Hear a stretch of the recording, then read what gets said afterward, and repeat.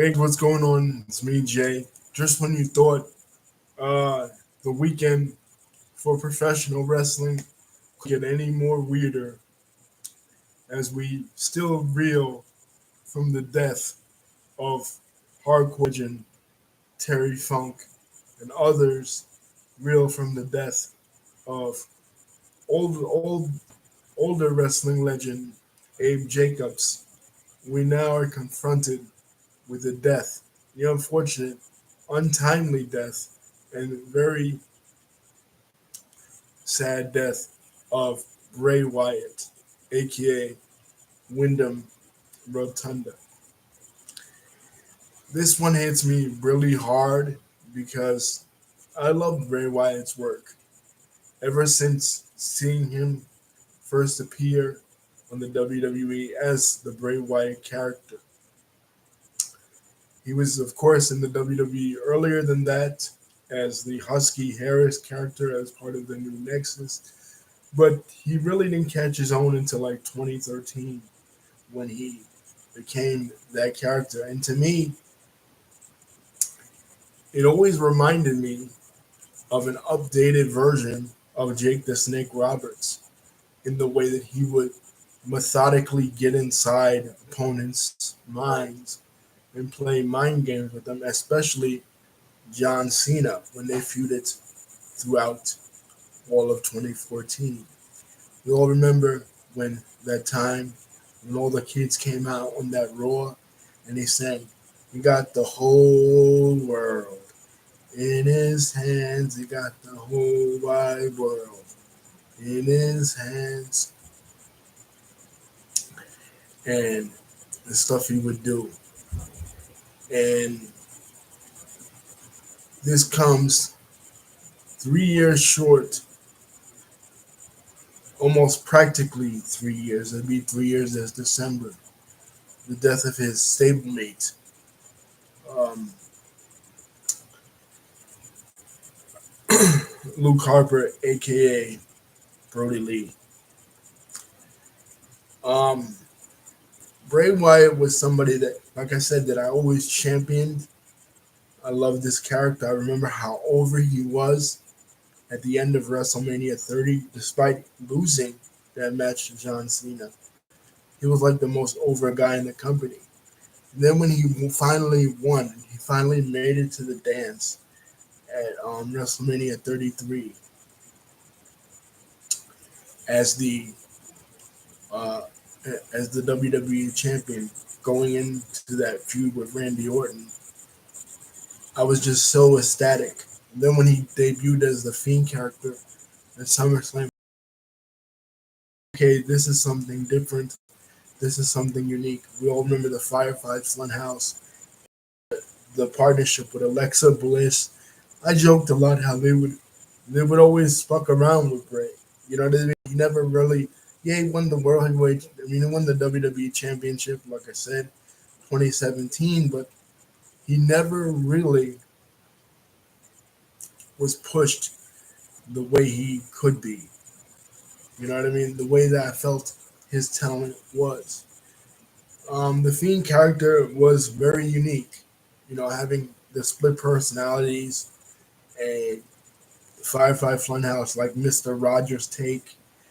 He not gonna lie, I love this gimmick, but I felt sometimes he didn't really bring it all in the ring.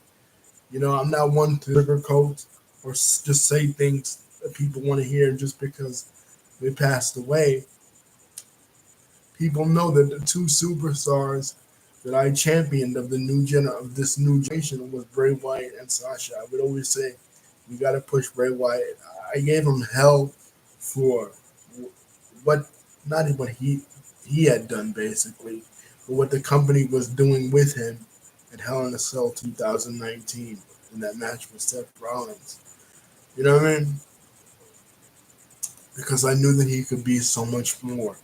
I've always thought that if the company put their stock into him and they pushed him further, he could have been the next Mankind or the next Undertaker with his supernatural gimmick, especially with the Fiend.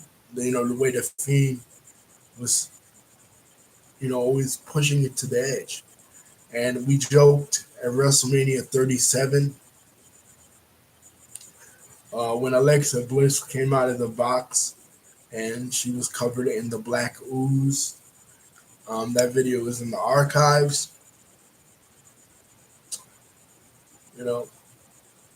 But unfortunately, he has passed away. Triple H just announced it on Twitter/X just now that he passed away at the age of 36 years old.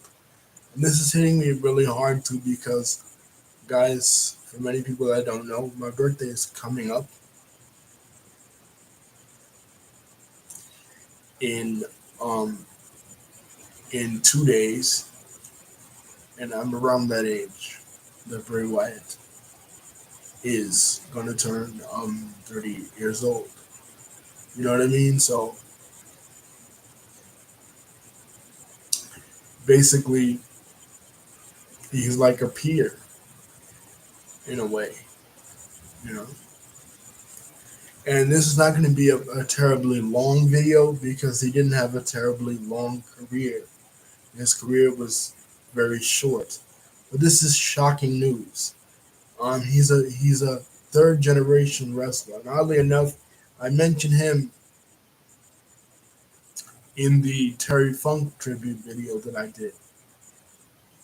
He's the son of IRS. He's the grandson of Blackjack Mulligan,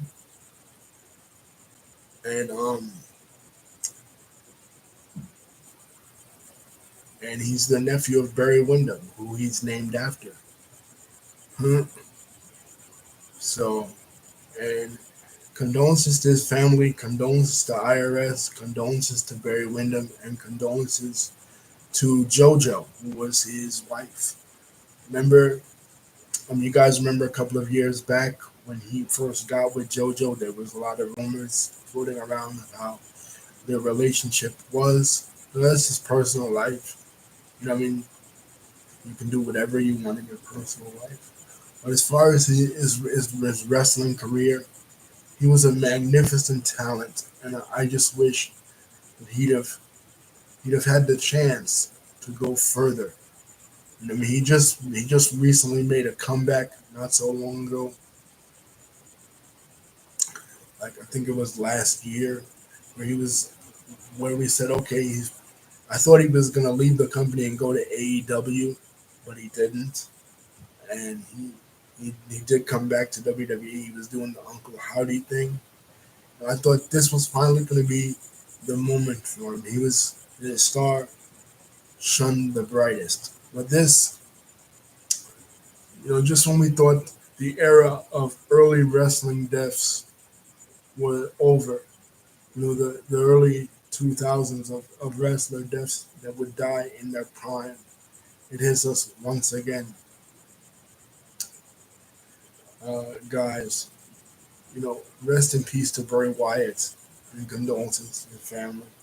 This one's a tough one. Peace. Don't forget to like, comment, and subscribe. And hit the bell button to see my next videos coming out. What a strange weekend to be a wrestling fan because we're dealing, like I said, with one of the oldest wrestlers in history passing away in Abe Jacobs and another old timer in Terry Funk and a really young person in Bray Wyatt. And we're dealing with the weekend of one of the biggest wrestling cards in the history of professional wrestling, with All Out. What a strange weekend to be a fan, and this complete sellout for the tickets of WrestleMania 30. So anyway, rest in peace to Bray Wyatt.